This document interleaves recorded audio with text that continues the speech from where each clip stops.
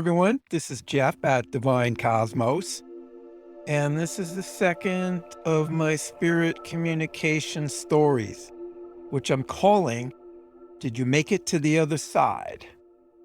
So, as usual, I'm sharing my spirit communication experiences in the hope that if you haven't already, it might encourage some of you to connect and communicate with your spirit guides, your higher self, your deceased relatives, or even other higher dimensional non-physical beings.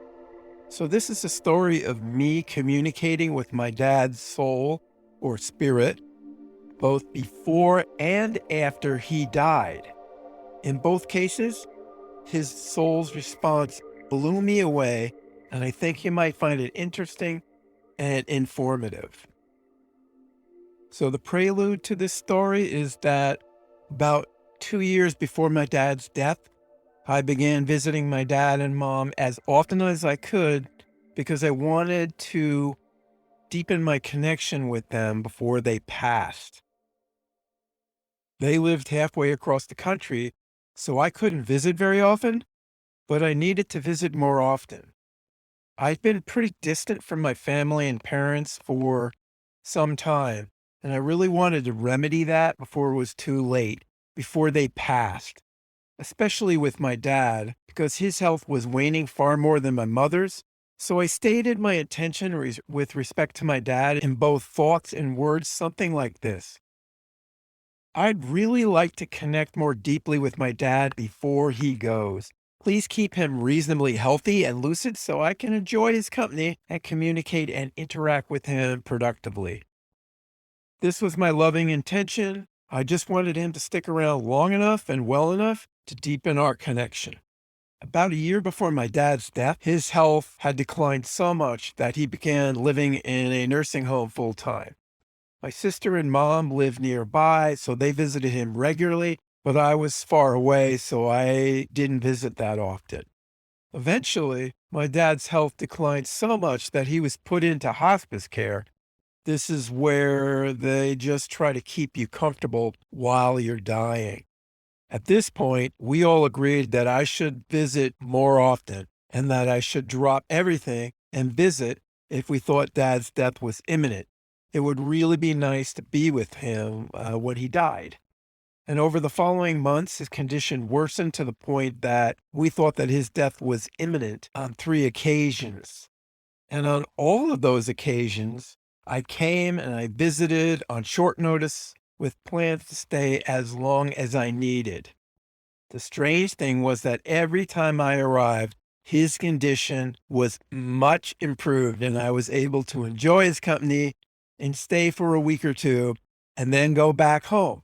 3 times the doctor said that he was on his final deathbed, and 3 times I came and left because he had improved dramatically upon my arrival, which seems like an amazing coincidence, but of course, I don't think it was a coincidence. I think my dad's soul heard my loving intention and was trying to answer my prayer. So a few weeks after my third deathbed visit to my dad, I had dinner with a friend and she asked me about my dad. I told her about his decline and my deathbed visits and how he was miraculously better each time I visited. And then my friend mentioned something about sometimes the soul will not depart because a loved one wants to hold on.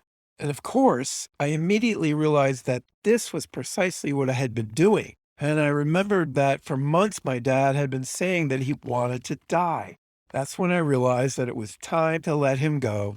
No reason not to, because I felt satisfied with the time I had had with him. So I said out loud, "Hey, Dad, I feel like I've connected with you as much as I need to. So if you're ready to go, then feel free to go. I don't want to hold you here any longer." So after dinner with my friend, I went home, I got ready for bed, and as I often do, I checked my messages. And to my surprise, there was a phone message from my sister, which she had left only 30 minutes earlier. My sister never calls me this late, so I suspected it was something important, and my gut was telling me that it probably was about my dad. So I called my sister, and she informed me that my dad had passed just an hour earlier And amazingly, just after I shouted out to the universe that if he was ready to go, he should go. Holy shit, his soul received my message through the ethers and he promptly departed. Amazing. I communicate with my spirit guides frequently, but this still surprised me. And it powerfully reconfirmed for me that spirit is real. And of course, it seemed like my dad's spirit had also heard my earlier request about sticking around long enough and in good enough condition so I could deepen my connection with him. So a double powerful reconfirmation of the truth of spirit. So with a lightened heart and knowing that he existed elsewhere and all was well, I got into bed and I turned out the light. And as soon as I did, I had the idea to shout out to his spirit again. Here's what I said just before drifting off to sleep. Hey, Dad, I'm sure you're on the other side now and all is well, just like I told you would be. But it would be fun if you could send me a sign of some sort. And then I promptly fell asleep. The next morning, I awoke out of a very atypical and profound dream. It was most certainly a symbolic dream from my dad. The reason I'm sure of this is twofold. Number one, the dream was very different from my normal dreams. And number two, the symbolism was blatantly obvious and highly specific and relevant to me. This dream was totally unlike my normal dreams, which are always rambling, interactive movies with frequent strange transitions. Instead, this dream was a short series of 3 still images or still scenes presented to me for a brief moment each. Without knowing some background, you probably won't appreciate my interpretation of the supposed dream and its significance. So here it is. I'll try to keep it short. When I started spiritually awakening back in 2014, I shared my experiences and new perspectives on the nature of reality, self, and existence with my dad. He listened politely, but I could sense his skepticism. I also shared this blog of mine with him, and later, to my surprise, I found out that he read everything I wrote.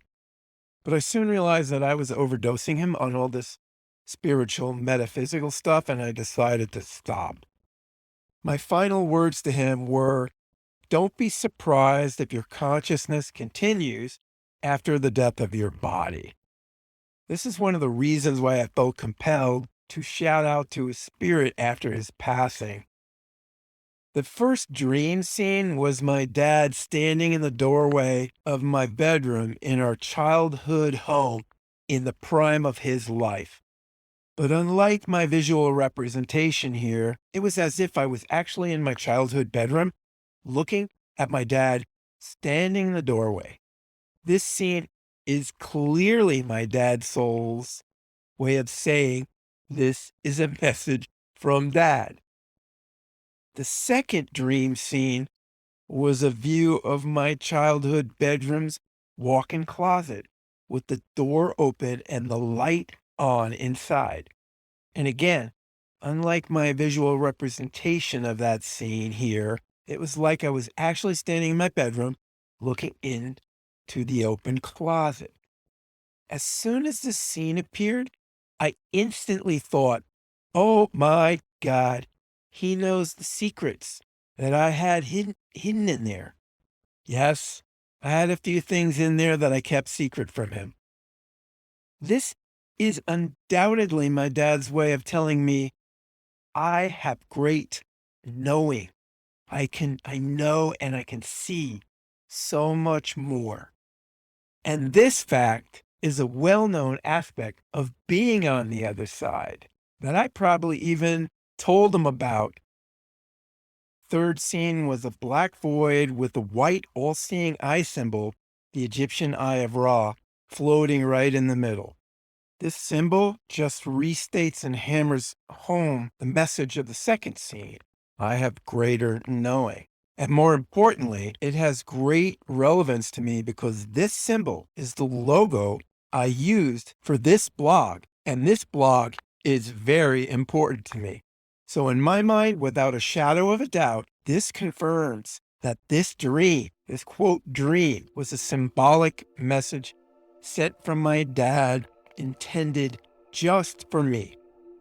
This experience poignantly illustrates one of the many ways that communication with spirit can happen, and many of them are hard for the rational mind to understand or accept. But of course, communicating through telepathy or the field of consciousness, which is what is actually happening, is normal and can happen between your thread of consciousness and any other thread of consciousness within the source consciousness system. And it becomes completely understandable once you understand the bigger metaphysical picture, which many of my articles and future articles try to explain. Last but not least, this experience was a wonderful personal confirmation and validation of the truth of the metaphysical nature of existence for me, and perhaps a nudge for you if you need it. Hope you found this story interesting and useful. I'll see you in the next story.